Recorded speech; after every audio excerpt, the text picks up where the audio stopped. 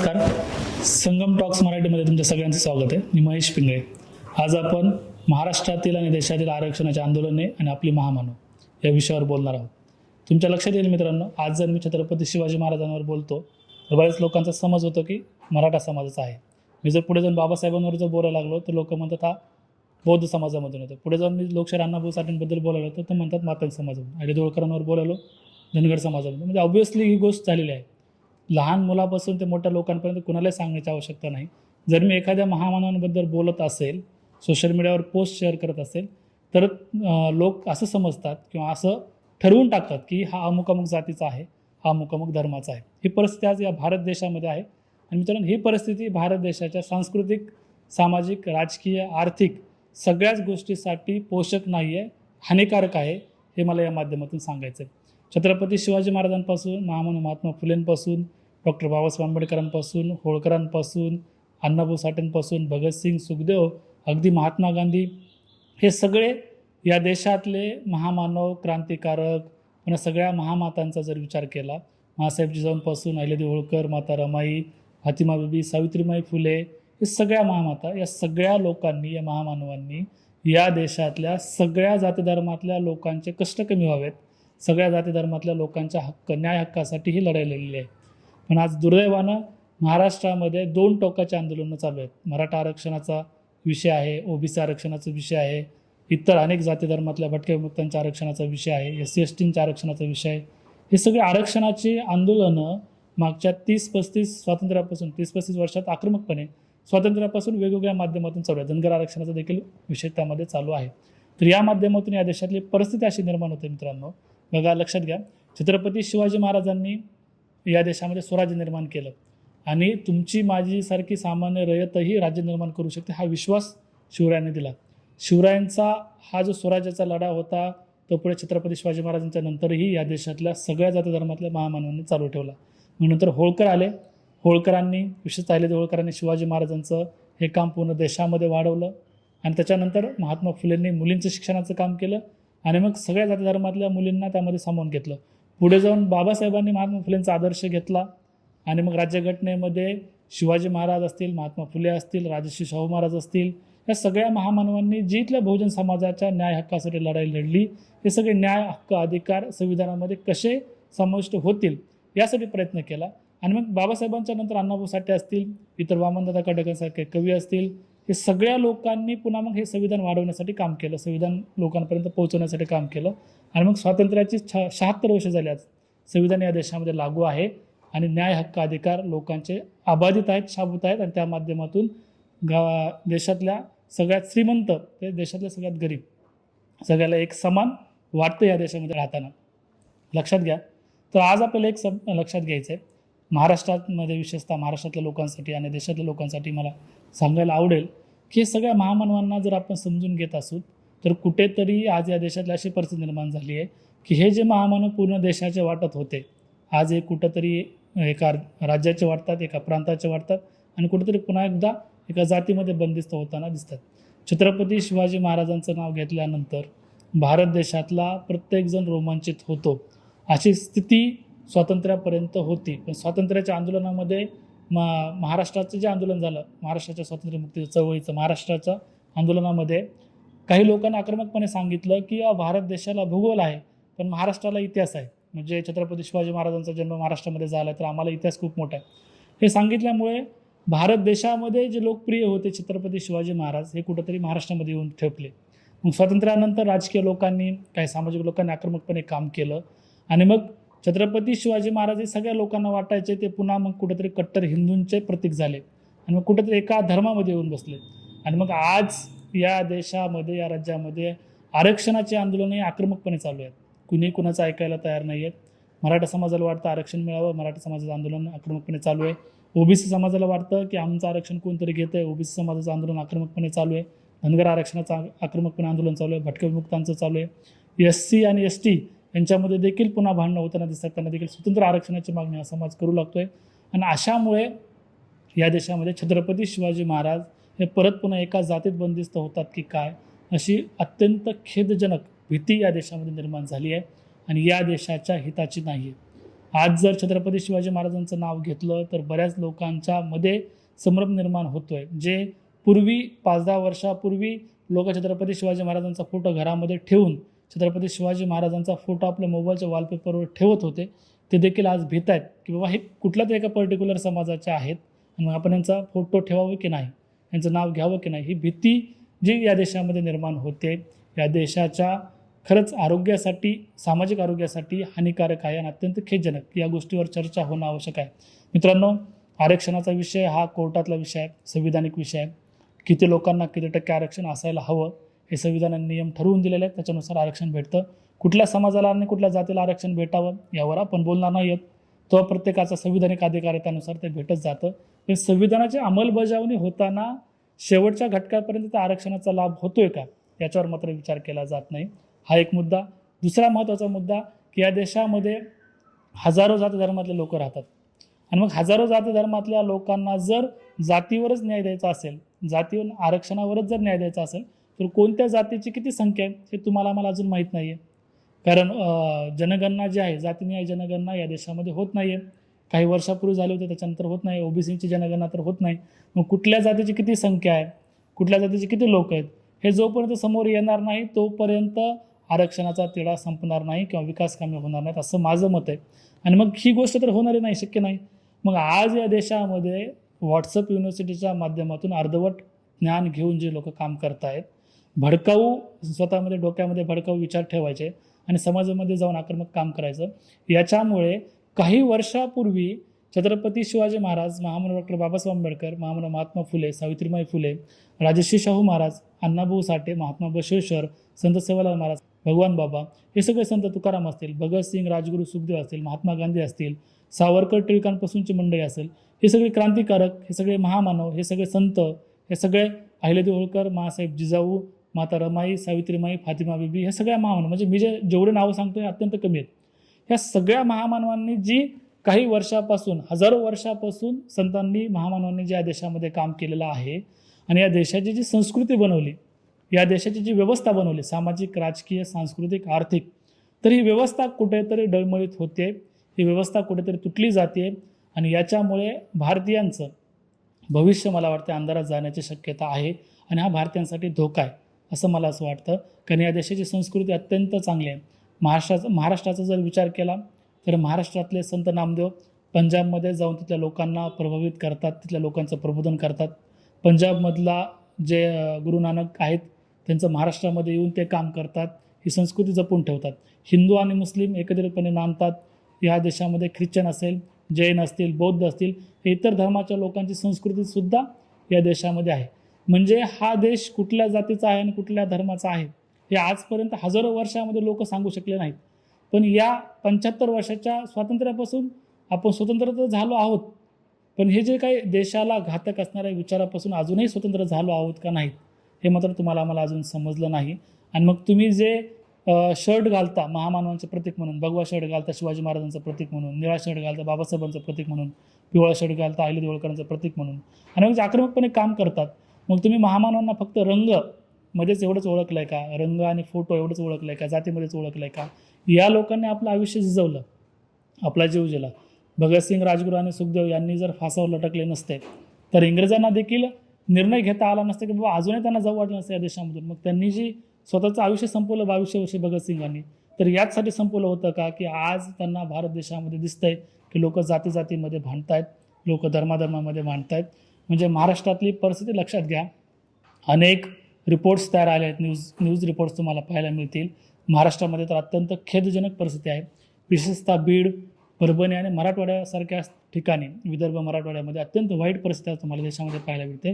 तो जर आता गावामध्ये अशी परिस्थिती आहे, जर तो माझ्या जातीचा नसेल तर त्याच्या दुकानावर जायचं नाही, जर तो माझ्या जातीचा नसेल तर त्याच्या दवाखान्यामध्ये जायचं नाही, जर तो माझ्या जातीचा असेल तरच मी त्याच्या शेतामध्ये जाणार, त्याच्या शेतातली कामं करणार, माझ्या शेतातले कामं करण्यासाठी ट्रॅक्टरसुद्धा माझ्या जातीतल्याच लावावा. ही अत्यंत वाईट मानसिकता आज या भारत देशामध्ये, या महाराष्ट्रामध्ये निर्माण झालेली आहे. विशेषतः महाराष्ट्राने या भारत देशाला शिकवलं आहे की कसं पुरोगामी राहायचं, कसं सगळ्या जाती धर्माला एकत्रित करायचं.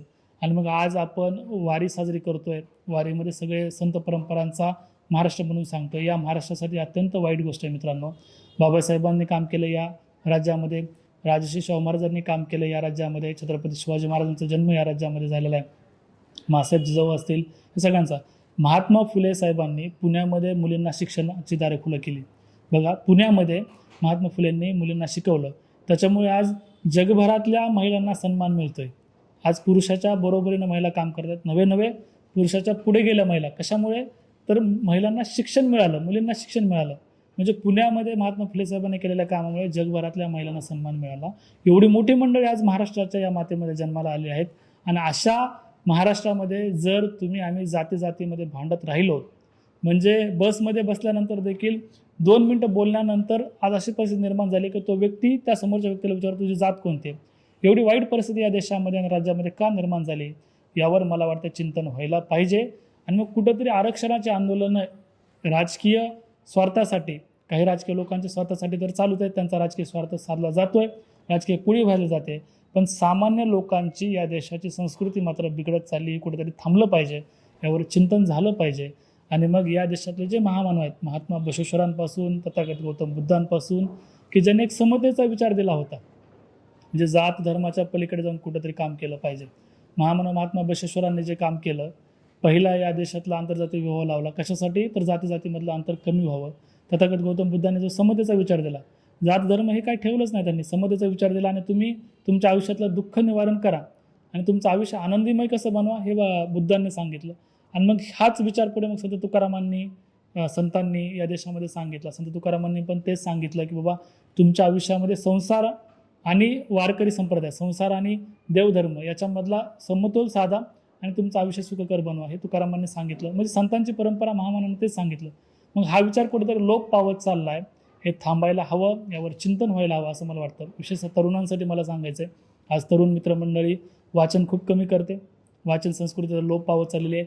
तुमच्याकडे आज तंत्रज्ञान आहे, मोबाईल आहे, तुमच्याकडे वेगवेगळ्या इंटरनेटच्या सेवा आहेत, या माध्यमातून देखील तरी तुम्ही या देशाची संस्कृती, या देशाची परंपरा, या राज्याचा विचार, महामानव संत यांनी केलेलं डिव्होशन, त्यांनी केलेला त्याग, बलिदान दिलं या सगळ्या लोकांनी. आपल्या आयुष्यामध्ये ऐशोआराम करू शकले असते सगळे लोक, पण हा सगळा बाजूला ठेवून तुमच्या आमच्या स्वातंत्र्यासाठी त्यांनी जीव दिला आहे. मग अशा परिस्थितीमध्ये देखील आम्ही त्यांना जर जातीतच बंदिस्त करत असू तर अत्यंत दुःखद ही गोष्ट आहे. यावर चिंतन व्हायला पाहिजे, हेच मला या माध्यमातून सांगायचं. ह्या माध्यमातून आपण समजून घेतोय की महामानवांनी केलेलं जे काम आहे ते पर्टिक्युलर एका जातीसाठी, एका धर्मासाठी नाही आहे, ते सर्वांसाठी आहे. आणि या माध्यमातून आज देशामध्ये या लोकांना जे एका पर्टिक्युलर फ्रेममध्ये बंदिस्त करण्याचा जो प्रकार चालू आहे तो थांबला पाहिजे, हा आपला उद्देश आहे मित्रांनो. आज या माध्यमातून मला सांगायला आवडेल की छत्रपती शिवाजी महाराजांनी जे काम या देशामध्ये केलं, सुरुवातीला स्वराज्य निर्माण केलं आणि नंतर स्वतःचा राज्याभिषेक केला. कशासाठी केला? तर तुमच्या माझ्या घरामध्ये जन्मलेले सामान्य लोकही अतिसामान्य काम करू शकतात, त्याला जातीचं आणि धर्माचं बंधन नसतं आणि ते देखील राजा होऊ शकतात. हे पहिल्यांदा तुमच्या माझ्या मातेमध्ये शिवरायांनी दाखवून दिलं. राज्याभिषेकानंतर पुन्हा देशातल्या आणि जवळच्या सगळ्या लोकांनी मान्य केलं की छत्रपती शिवाजी महाराज हे राजे आहेत. आणि मग ही परंपरा या देशामध्ये सुरू झाली की सामान्य लोकांचं हे राज्य येऊ शकतं. आणि त्यानंतर पुन्हा मग आपल्या महामानवांनी काम करायला सुरुवात केली. नंतरच्या काळात हे राज्य अनेक लोकांनी वाढवलं, शिवरायांचं पसरवलं. नंतरच्या काळात फुलेंनी सामाजिक स्थित्यंतरासाठी काम केलं, पुणे शहरामध्ये काम केलं फुलेंनी, पण त्याचा परिणाम पूर्ण देशामध्ये आणि जगभरातल्या लोकांसाठी झाला. त्यांनी निर्माण केलेलं साहित्य, त्यांनी चालवलेल्या चळवळी याच्या माध्यमातून केवळ त्यांच्या जातीतल्यासाठीच नाही तर देशातल्या हजारो लोकांसाठी, सगळ्या जाती धर्मातल्या लोकांसाठी ते उपयोगाला आलं. पुढे जाऊन राजर्षी शाहू महाराजांनी या देशामध्ये कमालीचे सामाजिक स्थित्यंतर घडवले, परिवर्तन घडवलं. त्यांनी मग आरक्षणाच्या मुद्द्यावर पहिल्यांदा या देशातल्या सगळ्या भटक्या विमुक्त, पिछड्या लोकांसाठी, SC ST सगळ्याच जाती धर्मातल्या लोकांसाठी, ज्यांना आजपर्यंत कोणतंही प्रतिनिधित्व नव्हतं, त्या सगळ्या लोकांना प्रतिनिधित्व मिळावं म्हणून शाहू महाराजांनी काम केलं. प्रतिनिधित्व मिळावं म्हणून शाहू महाराजांनी पहिल्यांदा निर्णय घेतला. हे राजे होते आणि मग त्यांच्या निर्णयाला सगळ्या लोकांनी विरोध केला तरी तो निर्णय मान्य करणं गरजेचं होतं, कारण खूप मोठ्या राजाने घेतलेला तो निर्णय होता. मग शाहू महाराजांनी काम करत करत त्यांनी हा संदेश दिला या राज्यामध्ये, विशेषतः या देशामध्ये, की या देशातल्या सगळ्या जाती धर्मातल्या लोकांना एकत्रित यायला पाहिजे, सगळ्या जाती धर्मातल्या लोकांना एकत्रित न्याय द्यायला पाहिजे आणि मग हीच परंपरा पुढे चालायला पाहिजे. पुढे जाऊन शिक्षणासाठी त्यांनी खूप मोठं काम केलं आणि मग शाहू महाराजांनी निर्माण केलेल्या शैक्षणिक व्यवस्था पुन्हा संविधानामध्ये महामानव बाबासाहेबांनी आणल्या. आणि मग आज शिक्षणाच्या माध्यमातून या देशाची प्रगती झाली पाहिजे, येणारी पिढी घडली पाहिजे. पण शिक्षण देताना मात्र त्या पद्धतीनं देता येतं आहे का, किंवा ह्याच महामानवांच्या विचाराने हे शिक्षण दिलं जातं आहे का, यावर मात्र तुम्ही आम्ही कधी विचार करताना दिसत नाही. त्यावर चिंतन व्हायला पाहिजे असं माझं स्पष्ट म्हणणं आहे. लोकशाहीर अण्णाभाऊ साठे यांनी या राज्यामध्ये काम केलं. महाराष्ट्र हे राज्य स्वतंत्र होण्यासाठी, महाराष्ट्राला महाराष्ट्र ओळख निर्माण करून देण्यासाठी अण्णाभाऊंनी आणि त्याच्या सहकाऱ्यांनी खूप मोठं काम केलं या राज्यामध्ये. म्हणजे माझी मैना गावाकडे राहिली, माझ्या जीवाची होती एक काहिली, हे त्यांचं आज गाणं अतिशय प्रसिद्ध आहे, प्रत्येकाच्या मोबाईलवर वाजतं. हे त्यांनी कशामुळे गायलं होतं, तर मुंबई ही महाराष्ट्रामध्ये राहावी आणि मुंबईची प्रेरणा महाराष्ट्राला आहे, हे सगळ्या माध्यमातून त्यांनी महाराष्ट्र स्वतंत्र केला. मग त्यांनी जाता जाता हेही सांगितलं होतं की आपल्याला बाबासाहेबांनी सांगितलेल्या मार्गावर चालावं लागेल. आणि मग बाबासाहेबांनी सांगितलेला मार्ग कोणता आहे, तर छत्रपती शिवाजी महाराजांपासून ते शाहू महाराजांपर्यंत, भगतसिंगांपासून ते सगळ्या क्रांतिकारकांपर्यंत, वस्ताद लवजी साळवेपासून ते सगळे महामातांपर्यंत, म्हणजे सगळ्या महामानवांनी केलेलं परिवर्तनाचं काम, इथल्या सगळ्या सामान्य लोकांचं काम, हा भारत देश भारत म्हणून जिवंत राहिला पाहिजे आणि तो प्रगती करत राहिला पाहिजे, त्यासाठी काम केलं होतं. मग हाच विचार पुढे जावा हे या माध्यमातून मला सांगायचं.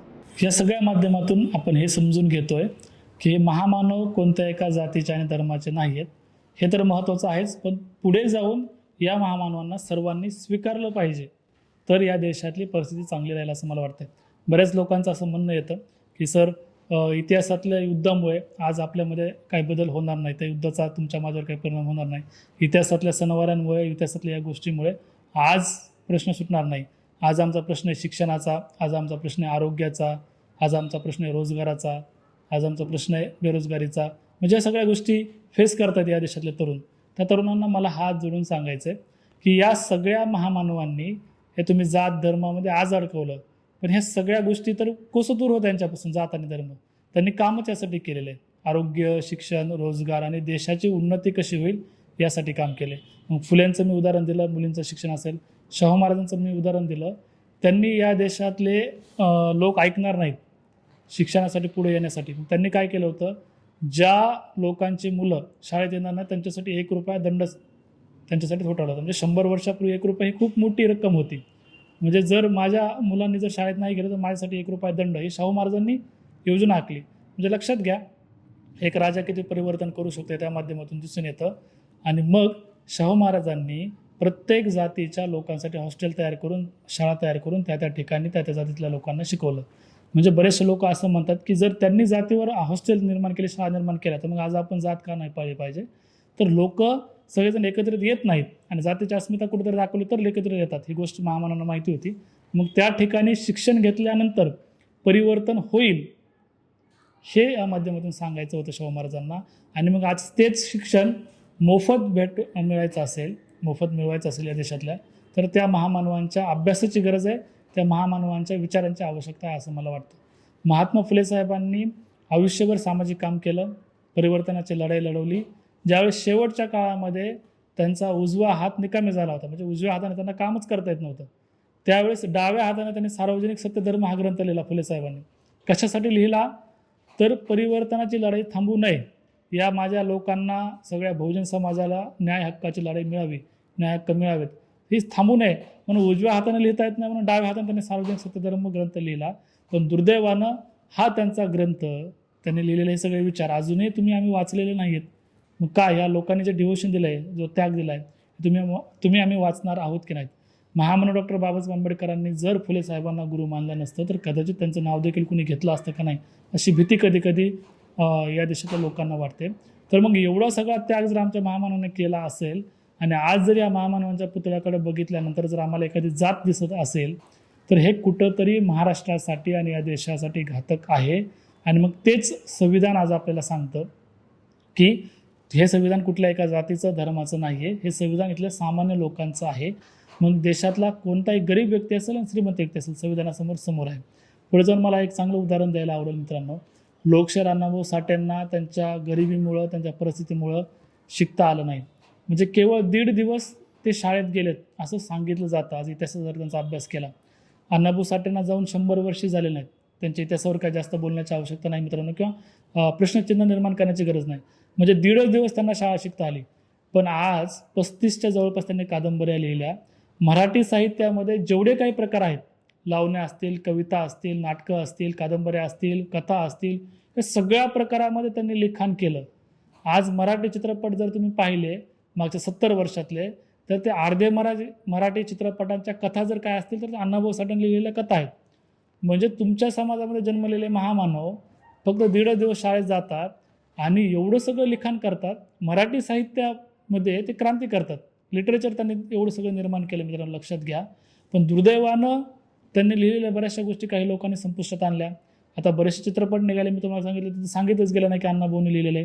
पण ही गोष्ट आज तुम्हाला काय प्रेरणा देऊ शकते, तर ही प्रेरणा देऊ शकते मित्रांनो की आम्ही जाती धर्माच्या आत न अडकता शिक्षण हे अतिशय महत्त्वाचं आहे.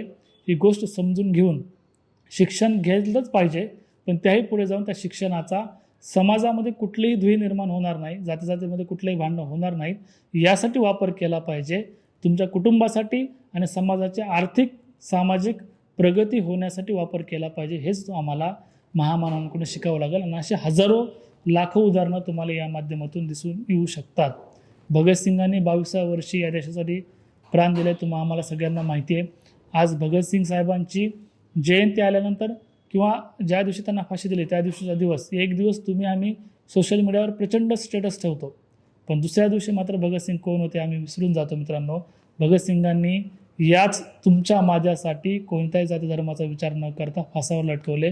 फासावर जाताना देखील त्यांना शेवटची इच्छा विचारली होती काय असेल, तर त्यांनी एक पुस्तक वाचण्यासाठी मागितलं होतं. शेवटची इच्छा ते त्यांच्या घरच्यांना भेटू शकले असते, घरच्यांना एकदा पाहू शकले असते. त्यांच्या आईवडिलांची परिस्थिती लक्षात घ्या, काय वाटलं असेल त्यांच्या जीवाला की आपला एक मुलगा 22 वर्षाचा मुलगा यार फासावर लटकतोय उद्या. तर ही कुठलीही परिस्थिती त्यांनी बाजूला ठेवली. शेवटपर्यंत त्यांच्या डोक्यामध्ये हाच विचार होता की या देशातल्या हा मला देश स्वतंत्र करायचा आहे, इंग्रजांनी या देशातून जावं आणि हा देश स्वतंत्र व्हावा, या देशातल्या सगळ्या तुमच्या माझ्यासाठी स्वातंत्र्य मिळावं, ही एक सामाजिक भावना ठेवून, हा एक प्रामाणिक हेतू ठेवून भगतसिंग आणि त्यांचे सहकारी फासावर गेले. मग आज जर आम्ही त्यांच्या दृष्टिकोनातून जर विचार केला, खरंच कधी सोशल मीडियावर पण रील्स व्हायरल होतात किंवा भगतसिंगसुद्धा विचार करत असतील की हमकिन हरामजादों के लिए यार फाशी पे लटक गया, अशा मीम्स त्या तयार होतात. खरंच विचार करण्यासारखी गोष्ट आहे. जर या लोकांनी स्वतःच्या आयुष्याचा विचार केला नाही तर आम्ही कुठे घेऊन बसलो जात आणि धर्म, तर याच्या पलीकडे कुठेतरी जाऊन आम्हाला काम करता आलं पाहिजे, असं माझा विचार आहे. मासाहेब जिजाऊ असतील, अहिल्यादेवी होळकर असतील, रमाबाई आंबेडकर असतील, फातिमा बी असतील, सावित्रीबाई फुले असतील, यांनी कधीही त्यांच्या जातीचा विचार केला नाही. यांनी ज्या परिस्थितीमध्ये काम केलं या स्त्रियांनी, त्यावेळेस तर त्यांना कोणताही अधिकार नव्हता, त्यांच्यावर चिखल फेकलं जायचं.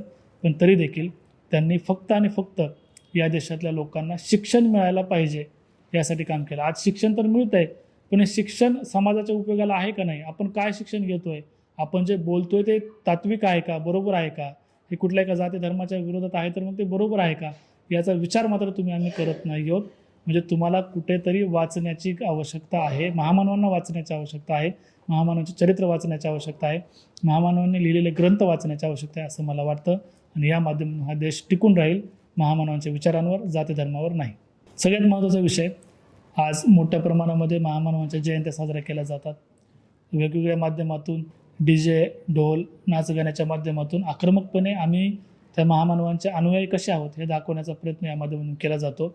पण जयंतीच्या माध्यमातून मला वाटतं एक चांगला विचार जर तुम्ही काय घेऊ शकत असाल, कोणत्याही महामानवाची जयंती असो, त्या ठिकाणी 1 तास जरी त्या चरित्रावर अभ्यास केला किंवा चरित्रावर वाचन केलं किंवा त्यांच्या आयुष्यातले किमान 5 विचार जरी घेतले, तरी येणाऱ्या काळामध्ये 10 वर्षाच्या काळामध्ये, 5 वर्षाच्या काळामध्ये लोकांना असं सांगाल की बाबा खरंच हे महामानवांच्या डोक्यामध्ये जात धर्म काहीही नव्हता.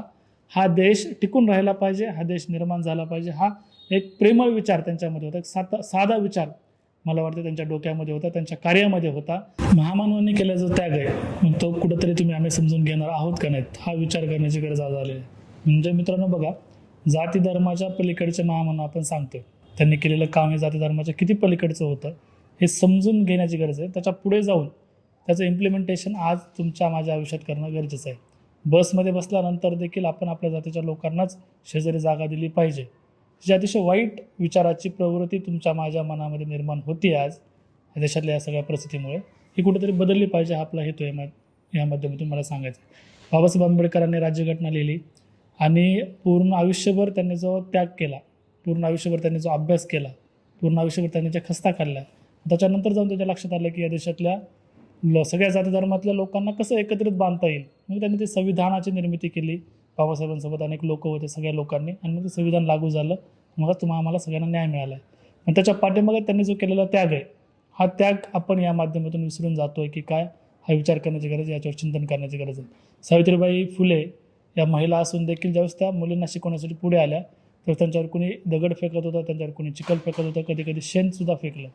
मग ही जी हरासमेंट आपल्या आयुष्याची त्यांनी करून घेतली आयुष्यभर, त्यांनी जो त्रास सहन घेतला, लोकांचं बोलणं खाल्लं, या सगळ्या गोष्टीची आवश्यकता नव्हती त्यांच्या दृष्टिकोनातून. तर फुलेसाहेब हे श्रीमंत होते, त्यांचं घराणं, कुठल्याही गोष्टीची आवश्यकता नव्हती. म्हणजे स्वतःचे उद्योगधंदे त्यांनी बंद ठेवून, स्वतःच्या उद्योगधंद्याकडे दुर्लक्ष करून, म्हणजे हे सगळं मुलींच्या शिक्षणाचं काम केलं. हा जो त्याग आहे, हा त्याग आम्ही समजून घेणार आहोत की नाहीत, किती दिवसापर्यंत आपण असेच राहणार आहोत, हा महत्त्वाचा मुद्दा आहे. त्याच्या पलीकडे जर त्यांच्या अगोदर जाऊन बघितलं, छत्रपती शिवाजी महाराजांचं मी वेळोवेळी उदाहरण तुम्हाला दिलं. शिवाजी महाराजांकडे कसलीही परिस्थिती नव्हती, पण त्यांना करणं होतं की बाबा त्यांना दाखवायचं होतं की तुमच्या माझ्या घरामध्ये जन्मलेले सामान्य कुटुंबातले छत्रपती शिवाजी महाराज हे देखील राज्य निर्माण करू शकतात, राजे होऊ शकतात.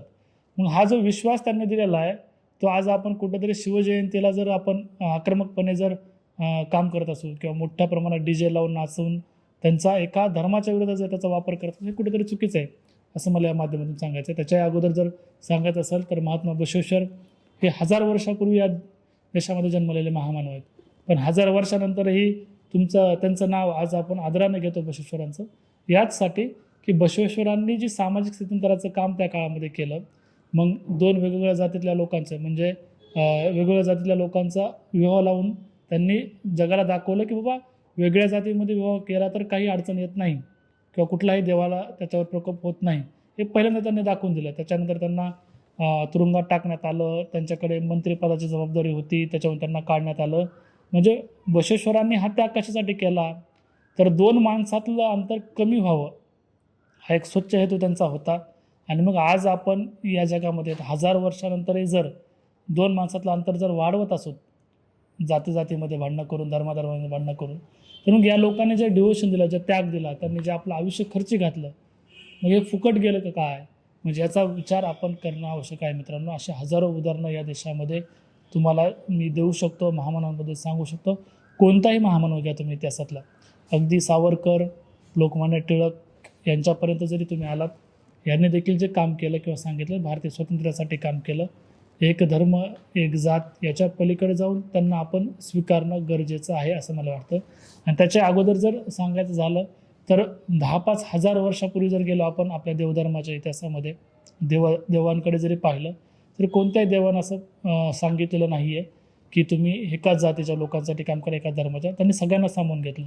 हे विश्वची माझे घर असं या राज्यामध्ये आणि देशामध्ये संत परंपरामध्ये म्हटलं जातं. म्हणजे भारतीय संस्कृती सांगते की हे जग आमचं घर आहे बाबा, आम्ही कुणालाही वेगळं समजत नाही. माझं घरच नाही, माझा समाजच नाही, माझी जातच नाही, माझा धर्मच नाही, हे तर माझा देशच नाही, तर हे पूर्ण जग हे आमचं घर आहे असं आम्ही समजतो. आणि आम्ही आमच्या घरातले कुटुंबातले लोक, म्हणजे एवढा परिवर्तनवादी जगाच्या काळाच्या पुढे जाऊन विचार देणारे आमचे संत आहेत.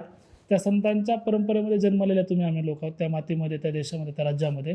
तर मग आम्ही आज जातीमध्ये का अंतर वाढवतोय, धर्माधर्मामध्ये का अंतर वाढवतोय? आणि याचा फायदा आपल्याला फक्त काही लोकांना होताना दिसतोय. म्हणजे बघा, ब्रिटिश ईस्ट इंडिया कंपनी ज्यावेळी सुरुवातीच्या काळामध्ये आली होती, त्यांच्या लक्षात आलं भारत देशाच्या लोकांची मानसिक स्थिती काय. मग त्यांनी एकच काम केलं, डिवाइड अँड रूल. म्हणजे वेगवेगळ्या लोकांना भांडायला लावलं, कुणा जातीमध्ये भांडणं लावायला लावली, कुणा राजामध्ये भांडणं लावली, संस्थानिकामध्ये भांडणं लावली. म्हणजे तुमची फोड केली, तुम्हाला एकमेकाविरुद्ध भांडायला लावलं. आणि आपल्या देशावर त्यांनी 150 वर्ष राज्य केलं. मग आपण स्वतंत्र झालो आहोत, आज 80 वर्ष झालं स्वतंत्र होण्यासाठी या सगळ्या हजारो महामानवांनी आपलं आयुष्य खर्ची घातलं, क्रांतिकारकांनी आयुष्य खर्ची घातलं. आणि पुन्हा आपण जर त्याच विचाराकडे जात असू तर गुलाम होतो तेच बरे होतो की काय, असा विचार कधी कधी मनाला येतो. मग आपण कुठल्या स्थितीकडे जातो आहे? तंत्रज्ञान वाढतं आहे, आधुनिकतेकडे आपण प्रवास करतो आहे, प्रगती करतो देशाची, पण विचाराचा मात्र आपण कुठंतरी दुराव्यव करतो आहे. विचार मात्र कुठेतरी आपण खड्ड्यात घालतो आहे, विचार मात्र आपण पाठीमागे घेऊन जातो आहे.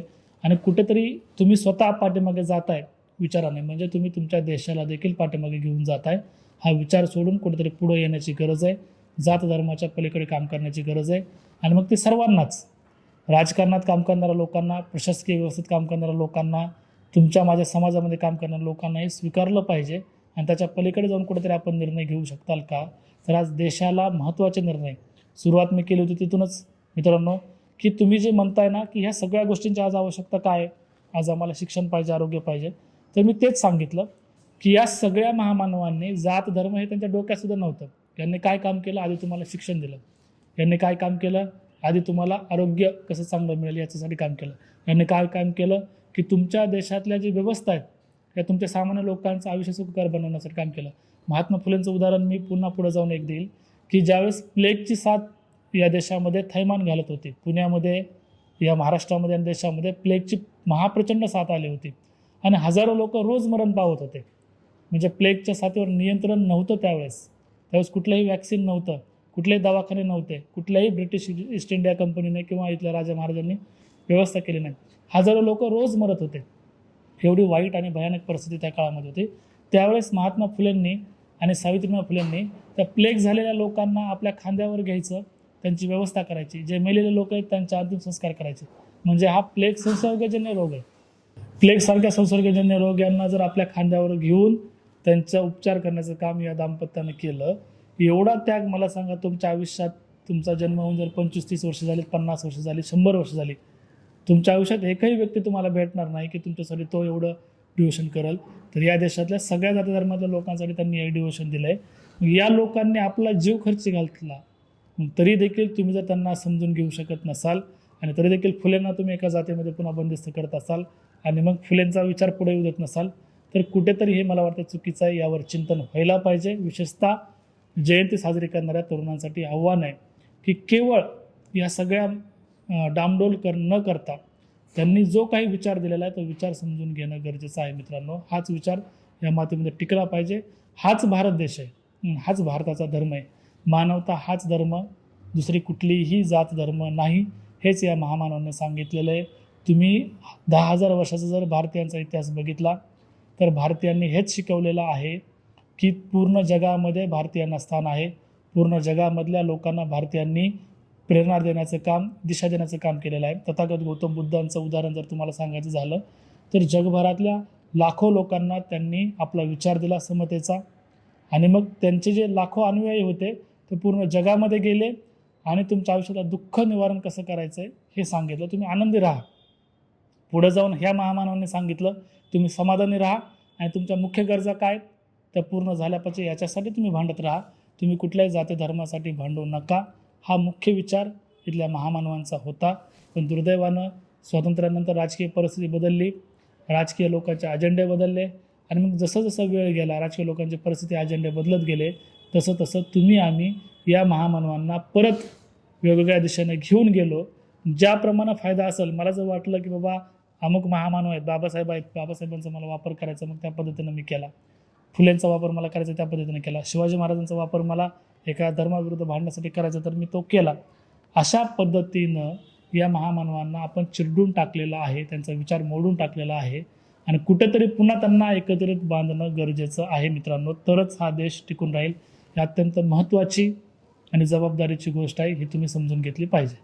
शेवटाकडे जाताना मला हेच तुम्हाला समजून सांगण्याचा प्रयत्न करायचा आहे की आपण आज जी परिस्थिती जगतोय, विशेषतः महाराष्ट्र राज्यामध्ये, तरी परिस्थिती आपल्याला बदलवायची आहे. आणि कशी बदलणार आहेत आपण, तरी महामानवांच्या विचारांनी बदलणार आहेत. तर महामानवांचा विचार काय आहे, तर जात आणि धर्माच्या पलीकडे जाऊन सामान्य लोकांसाठी, तुमच्या माझ्या हक्कासाठी काम करणं आणि तुमच्या आयुष्यातील प्रश्न सोडवणं आणि तुमचे हक्क अधिकार काय आहेत ते मिळवणं, हा महामानवांचा विचार आहे मित्रांनो. मग तथागत गौतम बुद्धांनी समतेचा विचार दिला, पुढे महात्मा बसवेश्वरांनी समतेचा विचार दिला. तोच विचार पुढे छत्रपती शिवाजी महाराजांनी आपल्या राज्यामध्ये राबवला. छत्रपती शिवाजी महाराजांनी या देशातल्या सगळ्या जाती धर्माच्या सगळ्या लोकांना एकत्रित केलं आणि आपण राज्य निर्माण करू शकतो हा विश्वास दिला. छत्रपती शिवाजी महाराजांच्या नंतर काही प्रमाणात शिवरायांचं राज्य संपुष्टात आलं होतं. शिवरायांचा विचार काही लोकांनी वाढवला नाही, पण हाच विचार नंतर अहिल्यादेवी होळकरांनी पूर्ण देशामध्ये मंदिरं बांधली आणि हा विचार पूर्ण देशामध्ये घेऊन गेला. पुढच्या काळामध्ये महात्मा फुलेंनी मुलींना शिक्षण दिलं, म्हणजे हाच महामानवांचा विचार पुढे चालवला की शिक्षण महत्त्वाचं आहे. मग संतांनी विचार दिले, अभंग असतील, वारकरी संप्रदाय असतील, परंपरा असतील, या माध्यमातून हे सांगितलं की तुम्ही एकत्रित या आणि एकत्रित मिळून आपल्या सगळ्यांचे हक्क अधिकार मिळवा, आपल्या सगळ्यांच्या अडचणी दूर करा. मग संतांनी दिलेले विचार हेच होते, हेच महामानवांचे विचार होते. आणि मग पुढे जाऊन पुन्हा राजर्षी शाहू महाराजांनी या देशामध्ये सामाजिक परिवर्तन केलं ते मी सांगितलं तुम्हाला. ते याचसाठी होतं की तुम्हाला शिक्षण आणि आरोग्य ह्या अत्यंत महत्त्वाच्या गोष्टी मिळाव्यात. आणि पुढे जाऊन संविधान आलं. संविधानाच्या माध्यमातून शिक्षण, आरोग्य, रोजगार आणि तुमचे हक्काधिकार मिळावेत यासाठी या महामानवांचं हे एक निचोड म्हणायचं की या शेवटापर्यंत हेच लक्षात यायला पाहिजे तुम्हाला की बाबा आपण जात धर्माच्या पलीकडे जाऊन महामानव स्वीकारले पाहिजेत. याच महामानवाने यासाठी काम केलेलं आहे. त्यांचा त्याग मी तुम्हाला सांगितला. आणि शेवटी जाता जाता मला एवढंच सांगायचं आहे की आमच्यासारख्या लोकांनी किती जरी हे महामानव तुम्हाला ओरडून सांगितले तरी समजणार नाही. तुम्हाला त्यांचं आयुष्यावर, चरित्रावर वाचन करावं लागेल.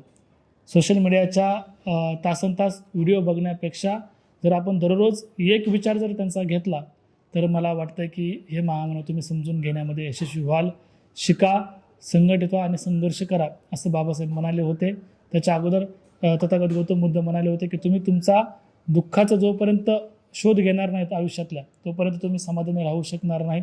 त्याच्याही नंतर अण्णाभाऊ असतील, त्याच्या अगोदर अहिल्यादेवी होळकर असतील, त्याच्या अगोदर शिवाजी महाराज असतील, त्याच्या अगोदर माँसाहेब जिजाऊ असतील. तर या सगळ्या लोकांनी हेच सांगितलं की तुम्ही स्वतःला ओळखा आणि या देशासाठी काम करा. शेवटी हा देश एकत्रित मिळून जिवंत राहिला पाहिजे. हा देश पुढं गेला पाहिजे.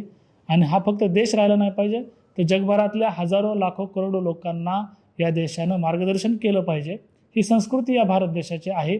हे वैभव, ही श्रीमंती या महामानवांच्या जन्माने तुमच्या आमच्या या देशामध्ये निर्माण झाले. मित्रांनो, तुम्ही आम्ही कुठेतरी भाग्यवान समजलं पाहिजे की हे सगळे लोक तुमच्या माझ्या देशामध्ये जन्माला आले. ते जर इतर देशामध्ये जन्माला आले असते तर त्यांचं महत्त्व तुमच्याही लक्षात आलं असतं आणि तुम्ही पुन्हा छाती टोकून सांगितलं असतं की बाबा या अमुक देशामध्ये बाबासाहेब जन्माला आले होते, अमुक देशामध्ये शिवाजी महाराज जन्माला आले असते आणि तुम्हाला त्यांचं कुतूहल वाटलं असतं. आज अनेक विदेशातल्या लोकांचं कुतूहल या देशातल्या लोकांना वाटतं, पण ह्या देशातल्या महामानवांबद्दल बोलताना ते कमी दिसतात. कारण त्याचं हेच कारण आहे की त्यांनाही वाटतं, जे खरे अभ्यासक आहेत या महामानवांचे, त्यांनाही वाटतं की बाबा या महामानवानं जर काम केलं, सांगितलं तर मी अमुक जातीचा होऊन बसेल की काय. या भीतीपोटी बऱ्याचशा लोकांना जर त्यांचा खरा इतिहास माहिती, त्याग माहिती, ते देखील आज सांगायला कुठेतरी भीत आहेत. आणि मग ही भीती कुठेतरी दूर झाली पाहिजे. आणि तुमच्या आयुष्यातल्या सुखासाठी, समाधानासाठी, तुमच्या न्याय हक्क अधिकारांसाठी हेच महामानव महत्त्वाचे आहेत. हे महामानव तुम्हाला समजून घेता आले पाहिजेत आणि जाती धर्माच्या पलीकडे जाऊन तुम्हाला जगता आलं पाहिजे. हाच त्यांचा विचार होता. हेच मला या माध्यमातून सांगायचं आहे. धन्यवाद.